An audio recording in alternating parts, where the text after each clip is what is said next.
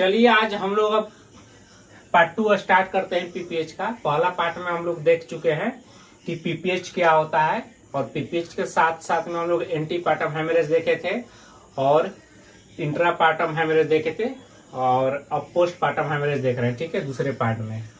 तो post partum haemorrhage में आपको बताए थे ना कि इसका कंडीशन क्या होता है। पोस्ट पार्टम हेमरेज कब बोलेंगे, मतलब डिलीवरी होता है जब, उस टाइम में 500, नॉर्मल डिलीवरी के टाइम में 500 ml बोले थे, और सीजेरियन होगा तो 1000 ml बोले थे, और सीजेरियन के साथ साथ में हिस्टेक्टोमी होगा तो उसके लिए 1500 बताए थे। ठीक है, तो उसी पीपीएच में हम लोग पीपीएच का कुछ क्लासिफिकेशन किए थे, और उसके बाद हम लोग पढ़े थे 40 साइन क्या होता है। ठीक है, तो 40 जो साइन होता है मतलब पीपीएच कॉज करने का, तो उसके बारे में हम लोग थोड़ा सा देखे थे, और यहाँ पर थोड़ा हम लोग विस्तार से देखते हैं। ठीक, देखिए पीपीएच में क्या देखे थे, 40 साइन जो था, 40 साइन। ठीक है, 40 साइन। तो पहला टी से क्या था, पहला टी से था टोन। ठीक है, तो टोन क्या हो जाता है, डिक्रीज हो जाता है। किसका टोन डिक्रीज हो जाता है, तो यूट्रस का। ठीक है, तो यूट्रस का टोन इसमें क्या हो जाता है, डिक्रीज हो जाता है। ठीक, तो यूट्रस का टोन डिक्रीज हो जाता है। क्यों डिक्रीज हो जाता है, इसका क्या कारण है, तो इसका 3-4 कारण है, वो हम लोग देख लेते हैं। ठीक है, देखिए पहला कारण है ग्रैंड मल्टीपैरिटी। ठीक है, इसका ग्रैंड मल्टीपैरिटी मतलब क्या होता है कि अगर मोर देन 5 प्रेगनेंसी हुआ रहेगा ना, तो उसको ग्रैंड मल्टीपैरिटी बोलेंगे। मान लीजिए कि जिस मदर का अगर 5 से ज्यादा अगर वो प्रेगनेंसी कंसीव की है, मतलब प्रेग्नेंट हुई है, तो उसमें क्या होता है कि उसका यूट्रस जो होता है, उसका यूट्रस का जो टोन होता है वो बिगड़ चुका होता है। ठीक है, तो अगर 5 से ज्यादा अगर प्रेगनेंसी हुआ है तो उसका यूट्रस का टोन क्या हो जाता है, बिगड़ जाता है। अब दूसरा है previous history of atonic uterus. ठीक है, एटोनिक यूट्रस, तो प्रीवियस मान लीजिए किसी मदर्स का प्रीवियस हिस्ट्री में उसको एटोनिक यूट्रस हुआ है, तो उसको फिर से क्या चांस होता है कि उसको एटोनिक यूट्रस फिर से हो सकता है। ठीक है, तो प्रीवियस हिस्ट्री अगर हुआ रहेगा तो भी हो सकता है। तीसरा है रीजन ओवर डिस्टेंडेड यूट्रस। ठीक है, इसका मतलब ये हुआ ओवर डिस्टेंडेड यूट्रस, मतलब कि मान लीजिए कोई बैलून है, और बैलून में एक आप लिमिट तक उसमें अगर पानी डालेंगे तो वो फूलता है। ठीक है, अगर लिमिट से ज्यादा अगर उसमें पानी डाल देते हैं,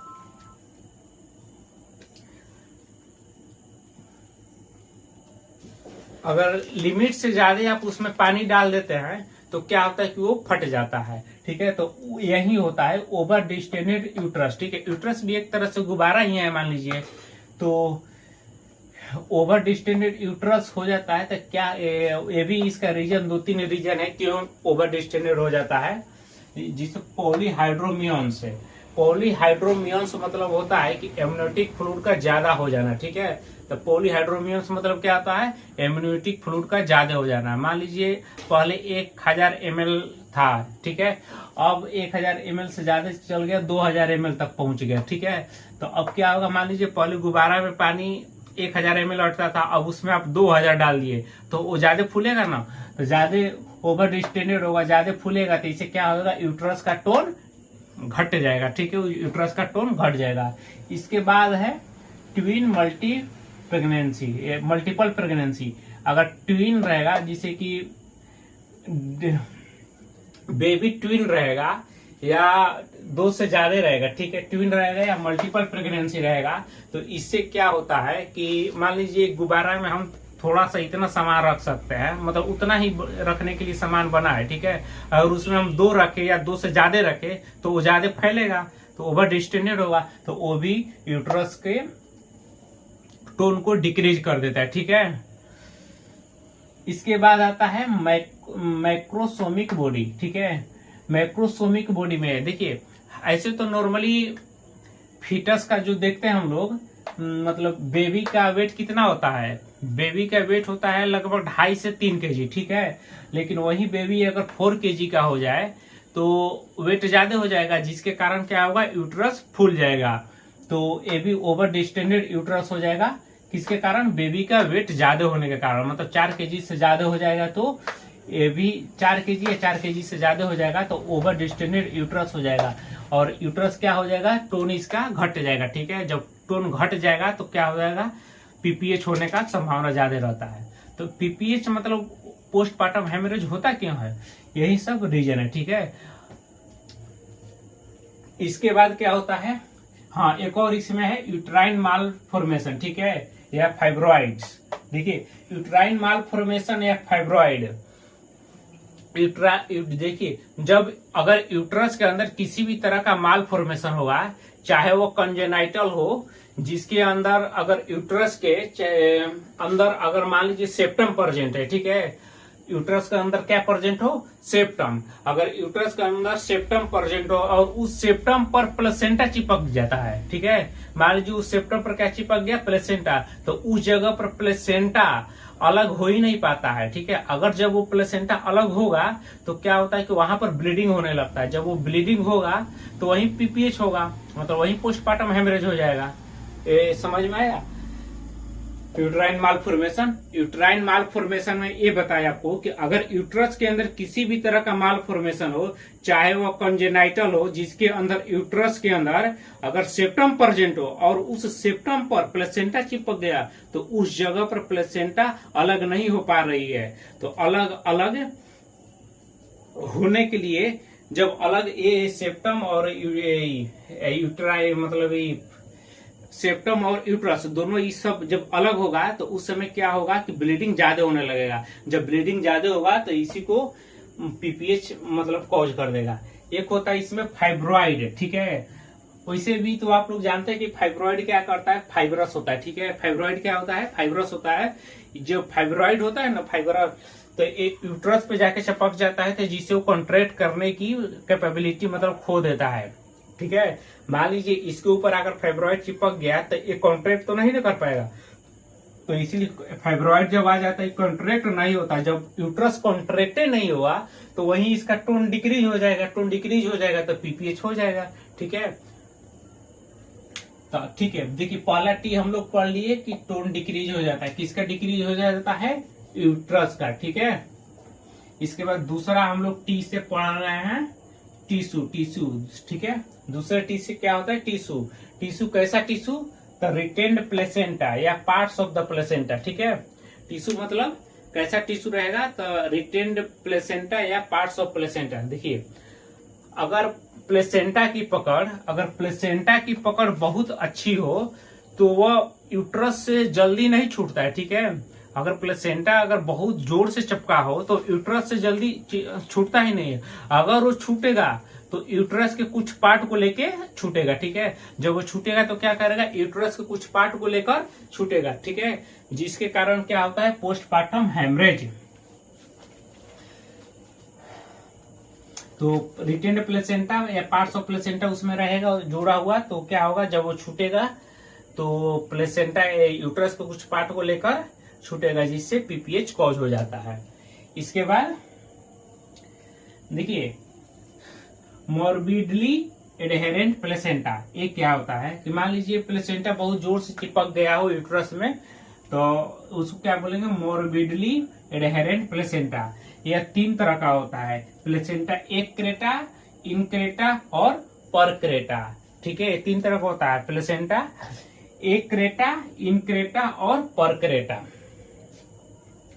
अब इसमें क्या होता है कि देखिए जब प्लेसेंटा क्रॉस कर चुका होता है इंडोमेट्रियम को, ठीक है, और इंडोमेट्रियम को क्रॉस कर इसके बाद और तो और कहाँ चल जाता है, मायोमेट्रियम में। ठीक है, जब ये मायोमेट्रियम में चल जाता है तो इस तरह का केस बनता है, प्लेसेंटा एक्रेटा, इनक्रेटा और परक्रेटा। ठीक है, और मान लीजिए कोई चीज इतना जोर से चिपक जाता है, इतना जोर से चिपक गया है कि जब ये इसको खींचेंगे या ये बाहर निकलेगा तो इस पार्ट को भी साथ में लेकर आएगा। जब ये पार्ट को साथ में लेकर आएगा तो वही पीपीएच का कारण बनता है, वही पोस्टपार्टम हेमरेज होता है। ठीक है, 2 गोटी पढ़ लिए। अच्छा, और इसमें एक होता है प्लेसेंटा सकिन चूरेटा। ठीक है, अब तीसरा पार्ट क्या होता है, प्लेसेंटा सकिन चूरेटा। इसमें क्या होता है कि देखिए अगर प्लेसेंटा का एक बड़ा लोब है, मान लीजिए प्लेसेंटा है, अगर प्लेसेंटा का एक बड़ा लोब है, ठीक है, और इससे एक छोटा सा स्मॉल लोब जुड़ा हुआ है, ठीक है, प्लेसेंटा सकिंग चूरेटा हम लोग पढ़ रहे हैं, ठीक है। मान लीजिए प्लेसेंटा का एक बड़ा लोब है और इससे एक छोटा लोब जुड़ा हुआ है, ठीक है, और ये कनेक्ट हो जाता है किससे? ब्लड वेसल से। किससे कनेक्ट होता है? Blood vessels. और ये कनेक्ट रहता है ब्लड वेसल से, ठीक है। तो अगर प्लेसेंटा को एक बड़ा लोब है और उसके साथ एक छोटा लोब जुड़ा है तो दोनों आपस में बहुत अच्छे से जुड़ा रहेंगे, ठीक है, जिसका ब्लड सप्लाई दोनों में होते रहेगा। किसके थ्रू? ब्लड वेसल्स के थ्रू, ठीक है। जब डिलीवरी होगा तो डिलीवरी के बाद बड़ा वाला प्लेसेंटा तो निकल जाएगा, ठीक है। डिलीवरी होगा, डिलीवरी के टाइम बड़ा वाला प्लेसेंटा निकल जाएगा और छोटा वाला प्लेसेंटा उसी में रह जाएगा। यही जब छोटा वाला प्लेसेंटा रहता है ना तो रिटेन प्लेसेंटा हो जाता है, ठीक है, यानी प्लेसेंटा का कुछ हिस्सा उसी में रह जाता है, ठीक है। तो बड़ा वाला बाहर तो आ जाता है लेकिन उससे जुड़ा हुआ लोब जो अंदर ही रह जाता है, जिसे को क्या बोलते हैं? रिटेन प्लेसेंटा ना। अगर रिटेन प्लेसेंटा छोटा वाला रहेगा तो जिसके कारण क्या कॉज कर देगा? पीपीएच, ठीक है। इसके बाद आता है तीसरा टी से क्या हुआ? ट्रॉमा। पहला टी से क्या बोले? टोन डिक्रीज यूट्रस का। दूसरा टी से क्या देखे हम लोग? टिश्यू का। और तीसरा टी से देख रहे हैं ट्रॉमा। ट्रॉमा मतलब क्या होता है? इंजरी, ठीक है। ट्रॉमा मतलब इंजरी। और किस तरह का इंजरी? अगर मान लीजिए पेरिनियल पार्ट में या रीजन में किसी तरह का इंजरी हुआ, टीयर हुआ या रप्चर हुआ, ठीक है, या सर्विक्स रप्चर कर गया या टीयर कर गया या यूट्राइन रप्चर हुआ या इपिजियोटोमी कट लगा हुआ हो या इंस्ट्रूमेंटल डिलीवरी के टाइम में कोई कट लग गया हो, तो उस टाइम में क्या होता है? इंजरी हुआ रहता है, उसकी ट्रॉमा हो जाता है, जिसके कारण से क्या होता है? ब्लड मतलब ज्यादा बहता है, जिसको हम लोग हेमरेज बोलते हैं। और क्या बोलेंगे? इसी हेमरेज को पोस्टपार्टम हेमरेज, क्योंकि डिलीवरी के बाद होता है तो इसलिए पोस्टपार्टम हेमरेज बोलेंगे। देखिए, मान ली आपने इपिजियोटोमिक कट लगाई, ठीक है।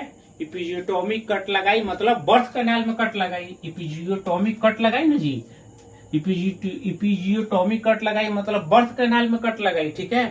तो बर्थ कैनाल में जब कट लगाई तो हम भलवा को स्ट्रेच करेंगे ना। बर्थ कैनाल में जैसे कि अगर लग गया कट तो हम कट लगाकर क्या करेंगे? भलवा को स्ट्रेच करेंगे, ठीक है। जब भलवा स्ट्रेच होगा तो इससे क्या होता है कि बच्चा आराम से बाहर आएगा। जब भलवा स्ट्रेच होता है तो बच्चा क्या होता है कि आराम से बाहर आता है, ठीक है। तो इसी को हम लोग क्या बोलते हैं? इपिजियोटोमिक कट। अगर मान लीजिए किसी कारणवश से इपिजियोटोमिक कट लगा है, यही किसी कारणवश से क्या कर दे?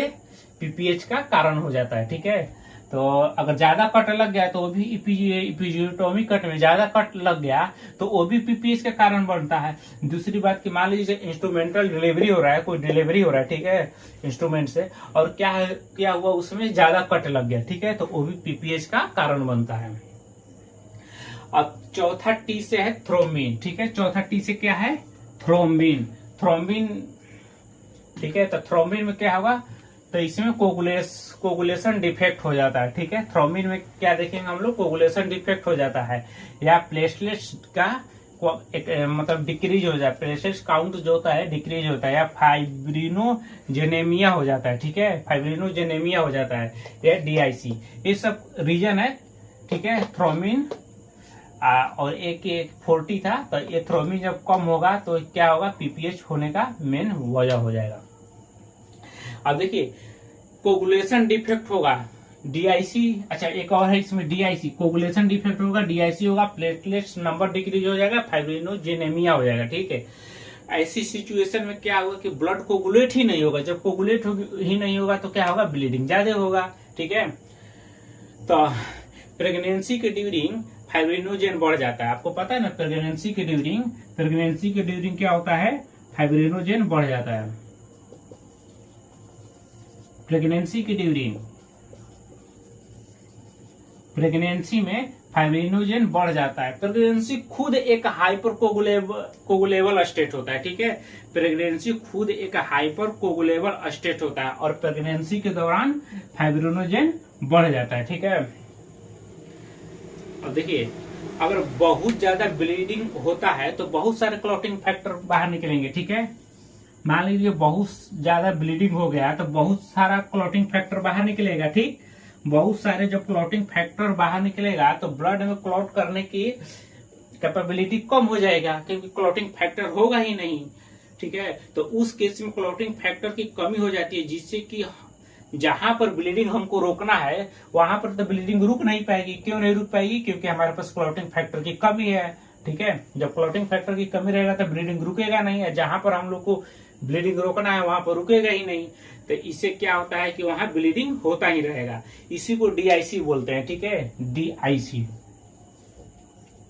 डीआईसी मतलब ये होता है कि ब्लड में सारे क्लॉटिंग फैक्टर यूज हो जाते हैं। ठीक है, तो अब ब्लड में क्लॉट करने के लिए कोई फैक्टर बचेगा ही नहीं। ठीक है, तो ब्लड में जब क्लॉटिंग करने के लिए कोई फैक्टर बचेगा ही नहीं, तो अब ब्लीडिंग होगा तो ब्लीडिंग होते रहेगा, यानी क्लॉटिंग फैक्टर उसमें है ही नहीं, इसलिए ब्लीडिंग होते रहेगा। तो इसी को डीआईसी बोलते हैं। ठीक है।